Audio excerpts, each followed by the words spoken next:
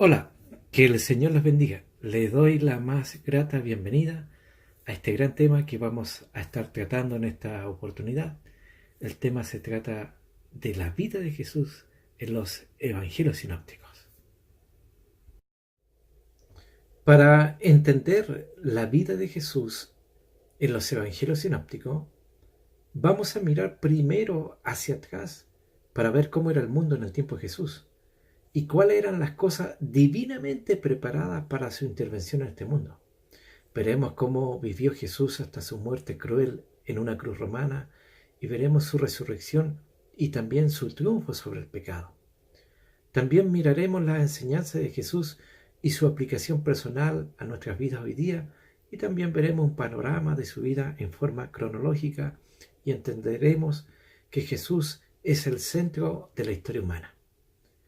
Necesitamos primero leer y captar en una forma panorámica los cuatro evangelios, es decir, Mateo, Marcos, Lucas y Juan.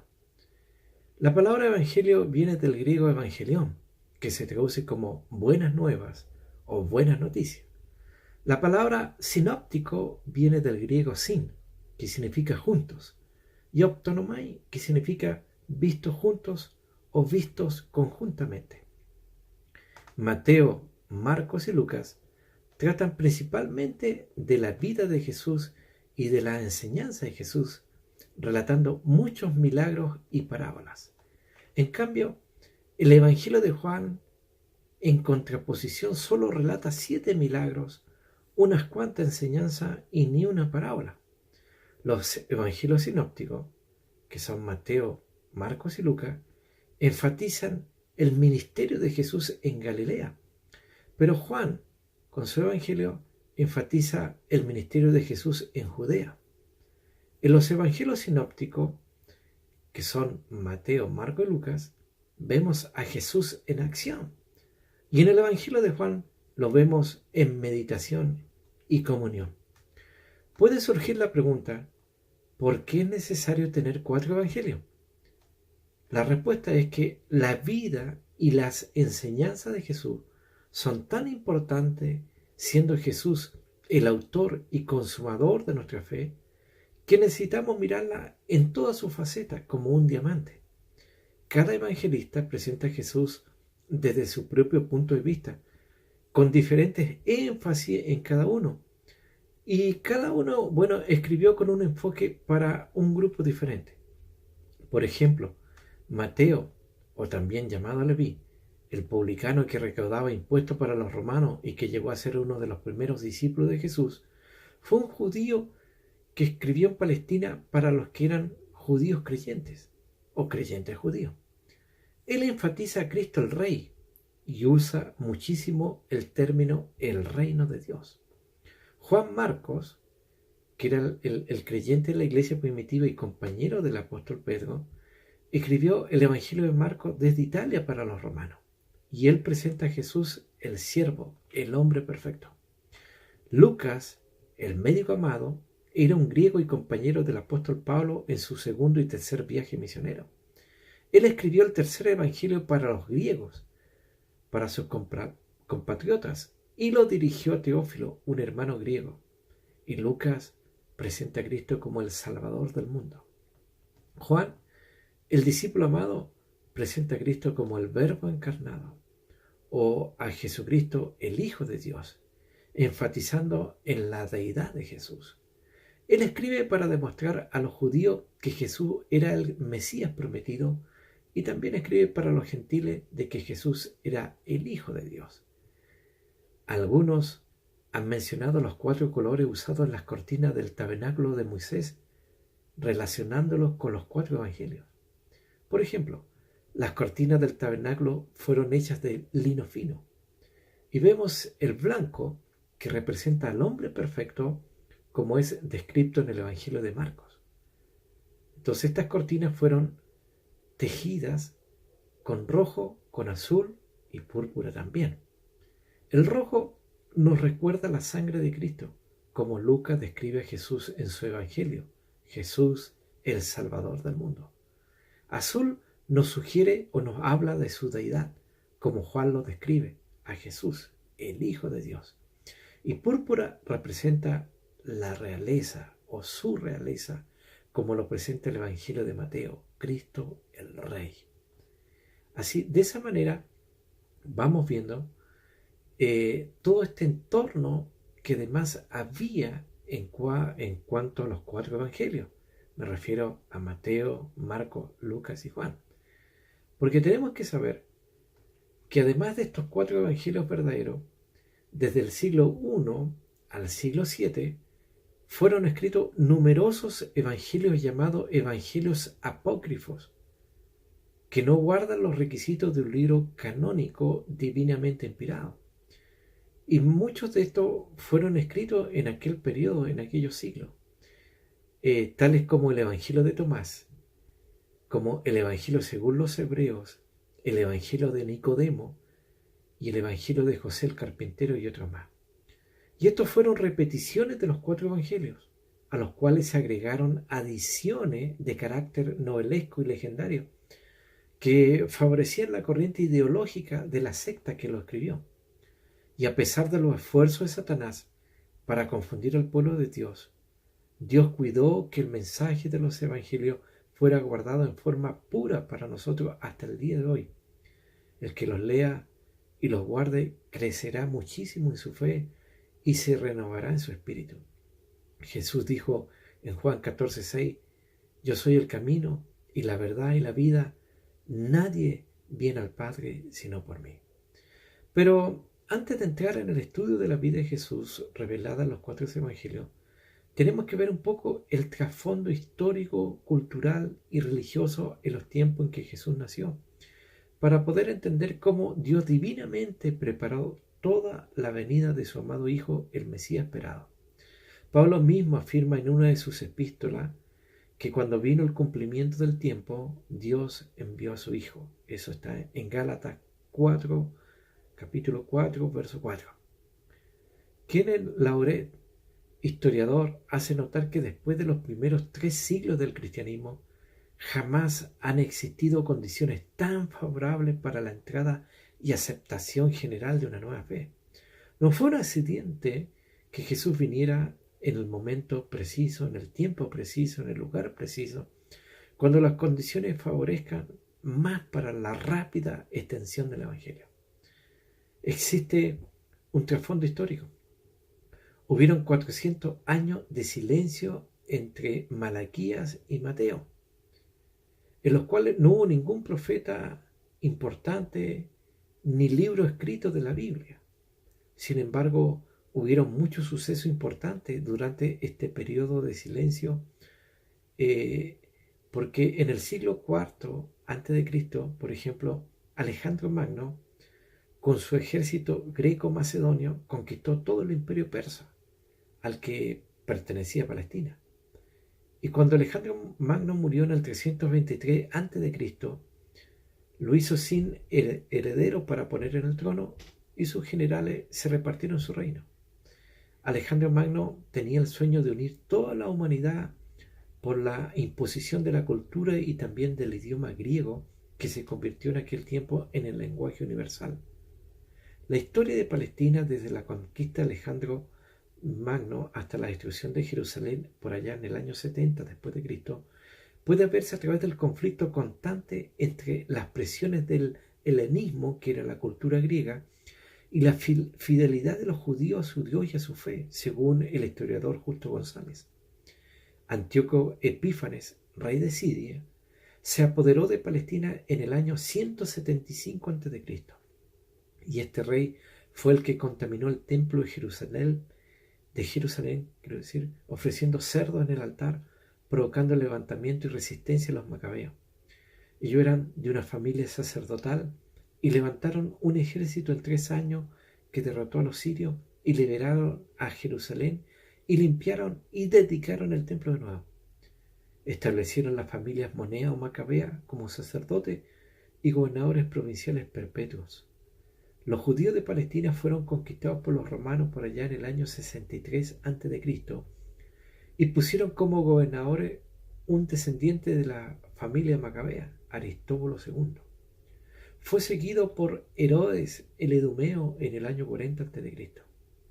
En el año 4 a.C. fue dividido Palestina entre sus tres hijos. Arquelao heredó Judea y Samaria. Herodes Antipas, el rey que ordenó decapitar a Juan el Bautista, tomó Galilea y Perea, y Felipe recibió Iturea. Había varias sectas también judías en los tiempos de Jesús. Vamos a nombrar las más importantes. Los fariseos del tiempo de Jesús surgieron de los asideos o de los hasidín, o devotos conservadores que rompieron con los macabeos y formaban la secta más grande del judaísmo y de mayor influencia. Solo ellos sobrevivieron como secta a la destrucción de Jerusalén en el año 70 después de Cristo. Ellos creían en todos los libros del Antiguo Testamento y también en la existencia de los espíritus buenos y malos.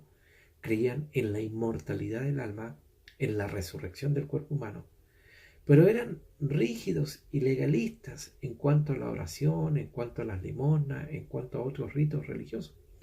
Y muchas veces cumplían con la letra de la ley, pero ignoraban el espíritu de él, como el amor, la justicia y la misericordia.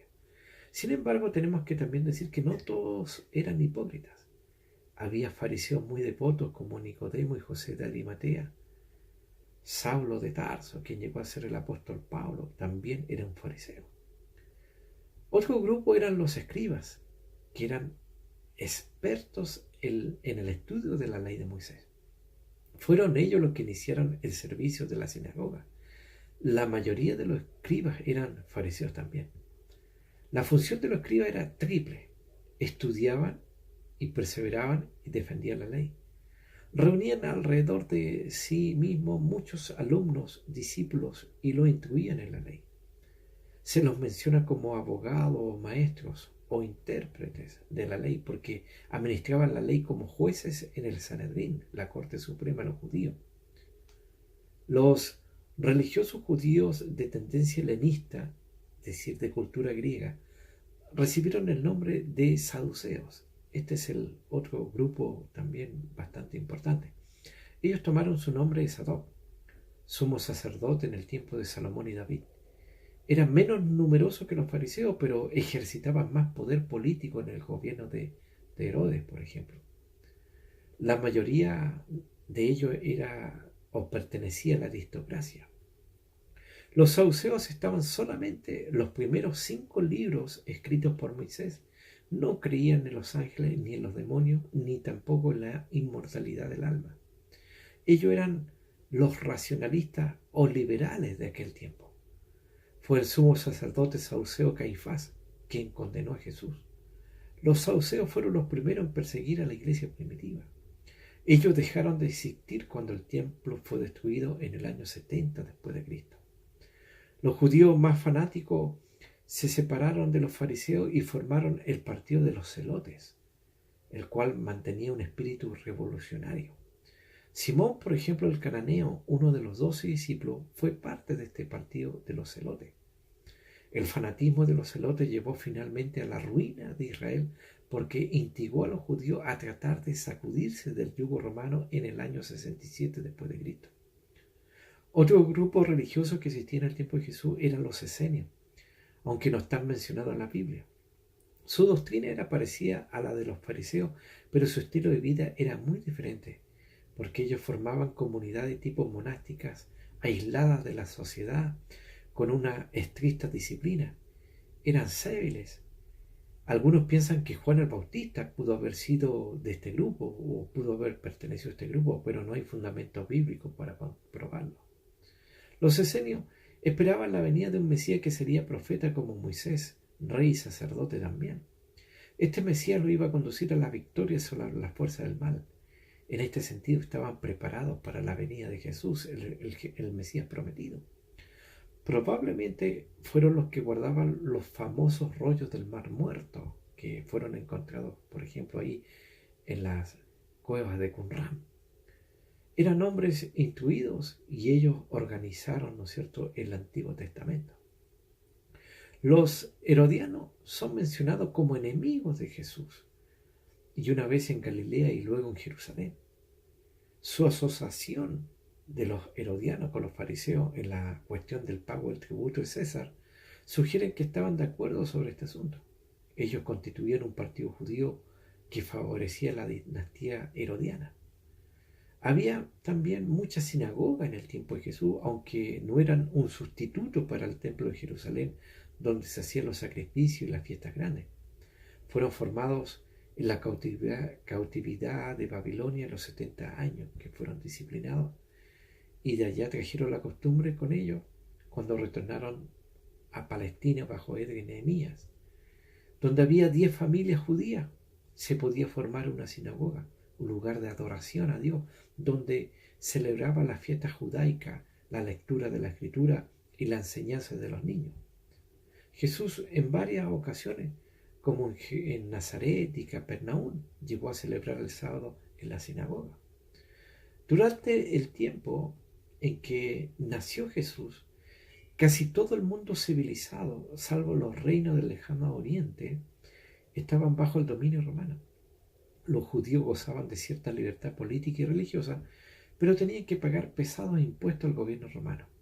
Los soldados romanos estaban acantonados en ciudades y pueblos, y los judíos deseaban la libertad, pero no eran suficientemente fuertes para expulsar a los romanos. Y así se despertó en ellos la esperanza mesiánica prometida por los profetas del Antiguo Testamento.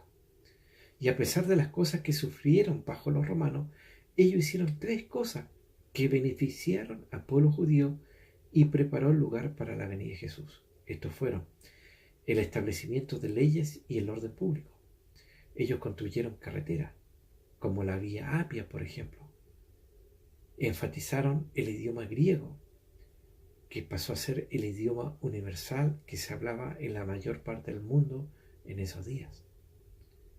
Cuando nosotros vemos la vida de Jesús, su entorno y orden cronológico, podemos darnos cuenta que se puede dividir la vida terrenal de Jesús en 9 periodos.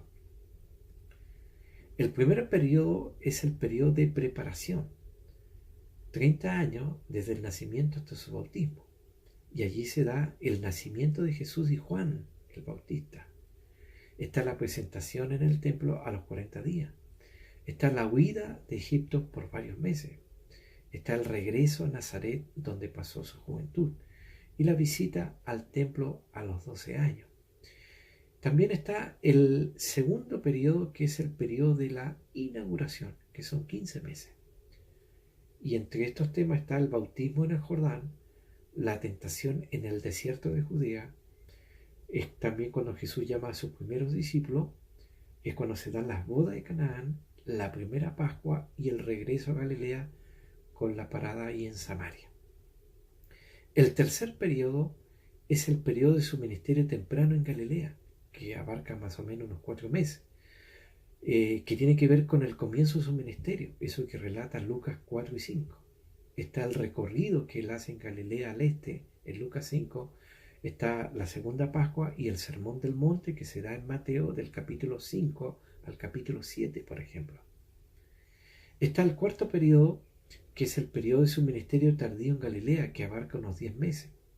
Está el recorrido en Galilea del Sur, el recorrido en Gadara, el recorrido por Galilea Central y su retiro a Betsaida. Con eso concluye el cuarto periodo.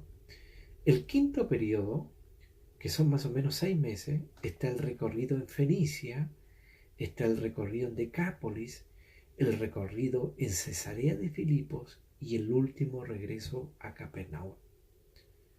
El séptimo periodo es el periodo del ministerio en Judea, que abarca unos 4 meses. Y ahí está el recorrido de Galilea a Jerusalén. El séptimo periodo es el periodo del ministerio en Perea, que son 4 meses, que va de Jordán a Betania, el retiro a Efraín, incluyendo los 12, el recorrido en Perea y de Jericó a Betania. Está el octavo periodo, que es el periodo de la pasión, que incluye la semana desde la unción hecha por María hasta la muerte de Jesús, y tiene que ver de Betania al templo y regreso, de Betania a la última cena, de la última cena al Getsemaní, del Getsemaní a la casa de Caifás a Pilato, de Pilato a Herodes y el regreso, y de Pilato al Calvario. Y el Periodo noveno es el periodo de la resurrección y ascensión, que comprende más o menos 40 días. Y ahí se ve ese periodo en Jerusalén, el camino de Maús, en Jerusalén de nuevo, cerca del mar de Galilea, en un monte en Galilea, en Jerusalén, cerca de Betania, la ascensión, que ya después eso ya se ve en Hechos capítulo 1. Y de esa manera podemos entender el tiempo cronológico, ¿no es cierto?, de Jesús.